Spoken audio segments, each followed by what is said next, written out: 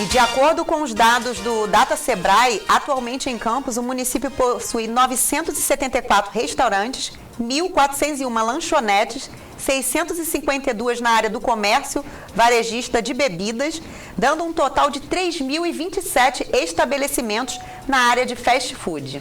Olha, é importante ressaltar que durante a entrega o cliente tem a opção de abrir um chat, né, com a plataforma e solicitar o cancelamento. A loja tem a opção de aceitar ou recusar. E aqui no estúdio com a gente, o advogado especialista em direito do consumidor, doutor Arthur Freitas, que vai nos ajudar a nortear esse problema. Boa noite, doutor, tudo bem? Boa noite, tudo bem. Olha, é um prazer tê-lo aqui para comentar e nos ajudar a dirimir esse assunto que tem virado um hábito, né, um costume, né, entre as empresas de fast food, né? São os aplicativos como o iFood, que hoje dominam o mercado, né, do delivery. E a gente quer muito saber do senhor o que está previsto na lei e o que é abuso, né, por parte dessas empresas e até mesmo do próprio consumidor ou comerciante, né, Vanessa? Boa noite, doutor. Como que é o papel da justiça, né, em relação a essas empresas de aplicativo de entregas? Como foi o caso aí do iFood? Então, o que acontece? A relação entre os restaurantes e o aplicativo, ela é uma relação contratual. Então, qualquer descumprimento que possa haver desse contrato pode gerar responsabilização do aplicativo. Mas para isso é necessário que a gente demonstre a existência de culpa. Nesse caso, a culpa ela está presente quando o aplicativo ele permite que o cliente cancele a compra sem antes ele comprovar se efetivamente foi realizada a entrega. Então, o papel da justiça nesse momento, junto ao Poder Judiciário, é resguardar esse direito do restaurante através dessa análise da culpa do aplicativo.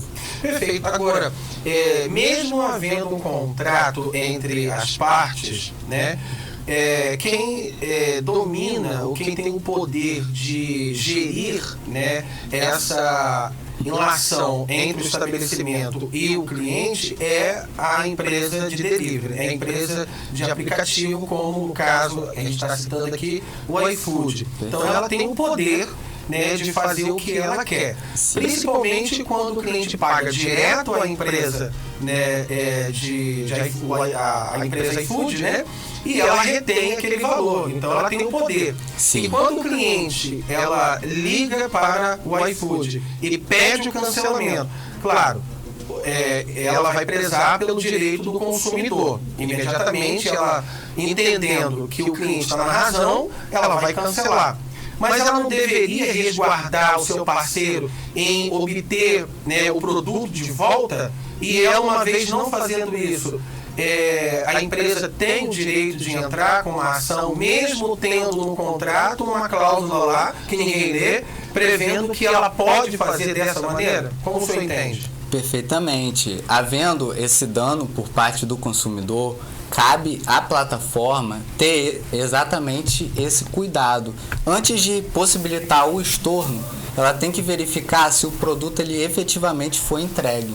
Porque uma vez que o produto foi entregue e há o estorno, é o que a gente chama de uma lesão. O consumidor ele recebeu o produto e não efetuou o pagamento ao restaurante. Então, o restaurante pode sim entrar com uma ação indenizatória, que é como nós chamamos, em face da plataforma, que no caso é o iFood ou outros aplicativos de delivery, pleiteando a indenização tanto pelos danos materiais, que é a quantia que deveria ter sido paga, como também os danos morais. E aí, como já disse anteriormente, é preciso demonstrar essa culpa por parte do aplicativo, entendeu? E não fazer essa análise prévia sobre isso. Sim.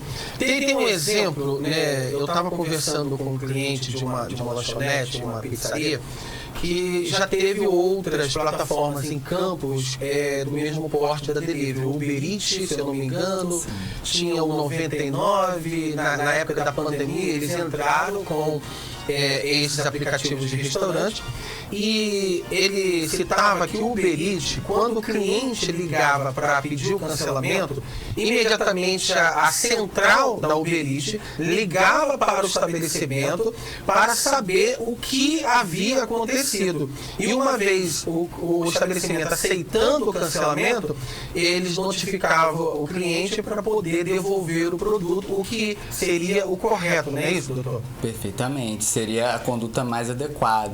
Inclusive tem outro tipo de conduta que algumas plataformas adotam, no sentido de pedir um código de verificação quando o consumidor recebe o produto. E aí cabe também aos comerciantes pedirem que os entregadores efetivamente cobrem esse código, porque a partir do momento que esse código ele é informado, o aplicativo reconhece que a entrega foi efetivada. Perfeito. E a partir dali não há mais como cancelar o pedido. Fazer uma ressalva. Na entrevista, não sei se você observou, a Vanusa, que é a responsável pelo aquele estabelecimento na matéria, ela disse que até 7 dias depois o aplicativo aceitava o cancelamento e a empresa nem lembrava mais porque a demanda... Ou seja, foi passado, né, o código de verificação, foi concluída a venda, né, e 7 dias depois vinha a surpresa. Teve um cancelamento na venda tal. E aí a empresa, né, no caso, essa lanchonete, ela disse assim, a gente não tem nem como lembrar qual foi a situação, quem foi o cliente, que quando é no dia, é mais fácil você identificar. Sim. 7 dias depois, e aí ela falou, ela não deixa quieto não. Ela fica lá no iFood mandando mensagem, perturbando, ligando, até conseguir resolver. Entendeu? Porque senão ela fica no prejuízo mesmo. E no outro estabelecimento, esses casos que a gente está mostrando são... alguns, né? Do iceberg. Né? Os comerciantes de Campos têm sofrido muito com essa empresa e depende, porque pós-pandemia, né, a notoriedade, né, do delivery cresceu muito, né, e se mantém. A tendência é avançar, não regredir. E aí os prejuízos são incalculáveis. No outro exemplo da outra empresa, uma cliente, ela depois do pedido concluído, ela ligou, ao invés de ligar para o estabelecimento, fazer uma reclamação, né? Eles ignoram e aí a gente entende uma suposta má fé. Porque depois do produto entregue, concluído, ela ligou para o iFood dizendo que o lanche chegou frio, é impossível comer, né? Mas não devolveu. Mas não devolveu. E a empresa teve um local para pegar o produto de volta, uma vez que identificou que o iFood aceitou o cancelamento sem notificar, ou recusando, né? A empresa recusando o cancelamento, e ela simplesmente disse que já tinha consumido. No outro, né, teve uma entrega de um outro produto, se eu não me engano foi açaí que ela citou, que o cliente ligou, disse que estava revirado, entornado, o iFood aceitou o cancelamento e então a empresa mandou o motoboy voltar para recolher o produto e o cliente simplesmente disse que já tinha tomado, já tinha consumido. Não dá para perceber que as pessoas têm agido de má fé, né? Então isso, o aplicativo precisa também investigar antes de aceitar esse cancelamento. Né? E nota, doutor, que é depois do produto, do pedido concluído, que há um tempo também, o senhor falou, né, de código de verificação, mas independente de colocar esse código, muitas empresas não têm essa condição devido o cliente não desce no celular, o cliente manda deixar na portaria, e aí não pode esperar, o cliente demora muito para poder atender, tem essas situações envolvidas. Perfeitamente, entende? E aí, o cliente acaba entrando em contato com o iFood aceita o cancelamento, mesmo depois de um prazo que tem estipulado para concluir todo o processo, mesmo não colocando o código de verificação. Se eu não me engano, é 1 hora ou 2 horas após, né, saiu para entrega, esse pedido é concluído pela plataforma também. Aí, doutor, eu queria saber o seguinte, diante dessa situação, quais são as provas, né, que o comerciante, a empresa, precisa reunir para poder não sair lesado? Então, assim, primeiramente, a prova principal é de que o produto foi entregue e não foi recebido de volta, mesmo havendo cancelamento. Então, assim, fotos do motoboy entregando o produto, o próprio aplicativo, se tiver inserido o código de verificação, constando que o produto foi entregue. E essa seria a principal prova. E, além disso, também, a prova de que o pagamento foi estornado. Porque, a partir do momento que você compra um produto, recebe esse produto, independente do produto que seja, e não efetua o pagamento, há uma coisa que a gente chama no direito, que é a vedação a enriquecimento ilícito. Então, a parte que ela compra um produto, recebe e não efetua o pagamento, ela está enriquecendo ilicitamente às custas do restaurante. E isso é vedado pelo Comenda ordenamento de graça, jurídico. né? Exatamente. É vedado pelo nosso ordenamento. Então, produzindo todo esse conjunto de provas, o restaurante ele consegue ser ressarcido. Agora, a gente sabe que o iFood é um monstro de empresa de aplicativo de alimentos, né? Ela predomina hoje no mercado, principalmente, né, no Brasil. E aí, quando a gente vai analisar no Reclame Aqui, eu acho que é uma das que mais tem, né, reclamações e não respondidas. Então, ou seja, a gente vê uma falha aí muito grande. E aí, como que os estabelecimentos que dependem do marketplace, né, que é o iFood, para divulgar os seus produtos, para sobreviver, vai enfrentar essa gigante, Vanessa? É difícil, né? É difícil mesmo. A empresa de aplicativo ela tem uma prerrogativa, né, na lei para tomar uma decisão que favorece o cliente, mas traz prejuízo para os seus parceiros. Né? Assim, no caso, está trazendo prejuízo para o parceiro, que é parceiro dela, que é a empresa? Sim, então, no direito a gente fala que nenhum direito é absoluto. Todo direito ele tem que sofrer uma flexibilização. O consumidor, como regra geral, ele tem uma prerrogativa na legislação porque ele é tido como hipossuficiente perante o comerciante. Mas essa hipossuficiência não pode servir como base para que ele pratique atos ilícitos. Então, a partir do momento que está sendo constatada uma prática de uma ilicitude por parte do consumidor, a plataforma não pode simplesmente garantir todo o direito dele.